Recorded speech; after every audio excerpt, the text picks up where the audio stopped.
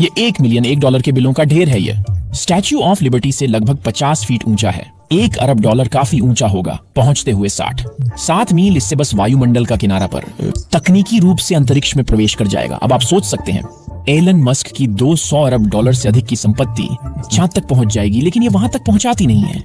रास्ते का भी 7% नहीं बनती। हालांकि नैरली $3 ट्रिलियन की कंपनी मूल्यांकन केवल चांद तक जाने के वजन का लगभग 85% ही बनाती है। लेकिन अगर आप वर्तमान अमेरिकी राष्ट्रीय आरण की $30 ट्रिलियन लेते हैं तो आप चांद तक और वापस 4 और आधी बार जा सकते हैं। आप जानते हैं उन पानी की बूंदें जो कि बाहर बनती हैं आपकी पानी की बोतल पर। कुछ लोग सोचते हैं ये होता है, पानी किसी तरह बोतल से निकलता है, पर यह वास्तव में सच नहीं है। देखिए, बोतल के आसपास की हवा में छोटे जल कण होते हैं, लगभग एक अदृश्य कोहरे की तरह, और जैसे ही यह हवा पानी की बोतल के ठंडे सतह को छूती है, बोतल ये भी ठंडा हो जाता है। पर एक बार हवा ठंडी हो जाने के बाद ये छोटे जल कणों को नहीं पकड़ पाती है, तो वे बोतल पर गिर जाते हैं।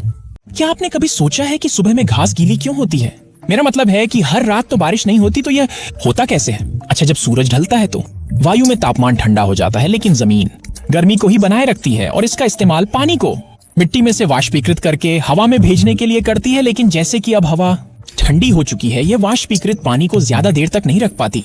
अच्छा, तो यह घनीभूत होती है और पानी की बूंदों को गिरा देती है घास पर, जो कि इसलिए सुबह में गीली होती है। क्या आपने कभी सोचा है कि जेट विमानों के पास अवरोधक क्यों नहीं होता इंजनों के सामने? मेरा मतलब है, ये पक्षियों के लिए अच्छा नहीं होगा। हर वक्त पक्षियों का समाना होना, तो क्या इसके खिलाफ एक जाल होना बेहतर नहीं होगा? अच्छा होगा अगर एक बड़ा रक्षा ग्रिल हो इससे बचाने के लिए। वैसे जेट इंजनों को सही ढंग से काम करने के लिए बहुत ज्यादा हवा का संचार चाहिए, और एक अवरोधक वास्तव में हवा के प्रवाह को इतना बाधित करेगा कि इससे इंजन की क्षमता काफी हद तक घट जाएगी। इसे कैद करने के बजाय ये इंजन बहुत ही मजबूत ब्लेड से बनाए जाते हैं, जो अधिकांश पक्षियों और मलबे को संभाल सकते हैं। जब एक तिलचट्टा अपना सिर खो देता है तो आप मान सकते हैं कि वह तुरंत मर जाता है, लेकिन वास्तव में ऐसा नहीं होता। इसके बजाय घाव जल्दी से बंद हो जाता है और तिलचट्टा बिना दिमाग के भी जिंदा रहता है। अब ये संभव है क्योंकि उनके शरीर में हर जगह नस गुच्छे होते हैं जो आधारभूत जीवन क्रियाओं को संभालते हैं, और नाक के बिना भी वे अपने शरीर में छोटे छेद के माध्यम से सांस ले सकते हैं। अब आखिरकार तिलचट्टा निर्जलीकरण से मर जाएगा क्योंकि वह मुंह के बिना पानी नहीं पी सकता।